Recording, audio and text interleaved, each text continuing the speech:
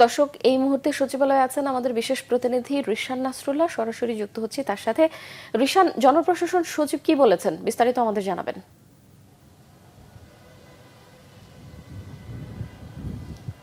কনক, জনপ্রশাসন সচিব সকালে সাংবাদিকের সাথে কথা বলেছেন। মূলত তার দপ্তর থেকে তিনি বের হয়ে যাচ্ছিলেন, তখন সাংবাদিকরা তাকে তার কাছে জানতে চান যে আসলে এই কয়েকদিন থেকে যে সচিব, যুগ্ম সচিব, উপসচিব পদমর্যাদার কয়েকজন যারা আসলে এর আগে নির্বাচনের সময় দায়িত্ব পালন করেছেন তাদেরকে আসলে বাধ্যতামূলক অবসরে দেওয়া হয়েছে, সেই বিষয়টি প্রসঙ্গে এবং এই আমলাতান্ত্রিক যে সচিবালয় কেন্দ্রিক যে শৃঙ্খলা, সেই বিষয়ে তাকে আসলে জানতে চেয়েছিলেন সাংবাদিকরা। এবং তিনি তখন বলেছেন যে 10টি মন্ত্রণালয় এই মুহূর্তে আসলে সচিববিহীন অবস্থায় রয়েছে, সেই জায়গায় আসলে সচিব পদোন্নতি দেওয়া দরকার এবং সেখানে সুপিরিয়র সিলেকশন বোর্ড, যেটি তারা 12 জনকে মনোনয়ন দিয়েছে এবং সেখান থেকে 9 জনকে হয়তো আজ বা কালকের মধ্যেই নিয়োগ দেওয়া হবে। একই সঙ্গে সাংবাদিকদের কাছে প্রশ্ন ছিল যে এটি কি কতজন সচিবকে এভাবে নির্বাচনের সঙ্গে সংশ্লিষ্টতার দায়ে যে যুগ্ম সচিব, উপসচিব পদমর্যাদার চাকরি থেকে অব্যাহতি দেওয়া হতে পারে। উনি বলেছেন যে এটি আসলে ঢালাওভাবে বিবেচনার সুযোগ নেই।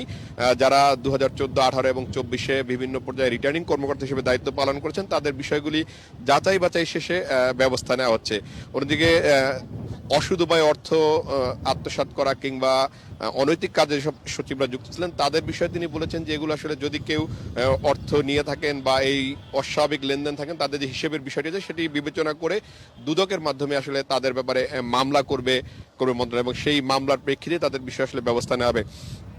আরেকটি বিষয় আজকে সচিবালয়ে যেটি আলোচিত হচ্ছে যে জানেন যে তথ্য উপদেষ্টা নাহিদ ইসলাম এই জুলাই গণ অভ্যুত্থানের পর যে ছাত্রদের যে দল রয়েছে সেটি একটি রাজনৈতিক দল হিসেবে আত্মপ্রকাশ করবে এবং সেখানে জুলাই গণ অভ্যুত্থানের অন্যতম এই নাহিদ ইসলাম যিনি তথ্য উপদেষ্টা হিসেবে দায়িত্ব পালন করছে তার একটা যোগ দেওয়ার কথা রয়েছে দায়িত্বশীল পদে। সেই বিষয়টি ছিল যে তিনি আজকে পদত্যাগ করতে পারেন, এরকম একটি গুঞ্জন আসলে সকাল থেকেই সচিবালয়ে চলছিল। তবে এটি গুঞ্জনই রয়েছে, আমরা আসলে যোগাযোগ করেছিলাম, তিনি বলেছিলেন যদি সময় সেটি দিয়ে আসলে সামাজিক যোগাযোগ মাধ্যমে জানিয়ে দেবেন তিনি কখন পদত্যাগ করবেন। কনক, এই ছিল মোটা থেকে সচিবালয়ের খবর।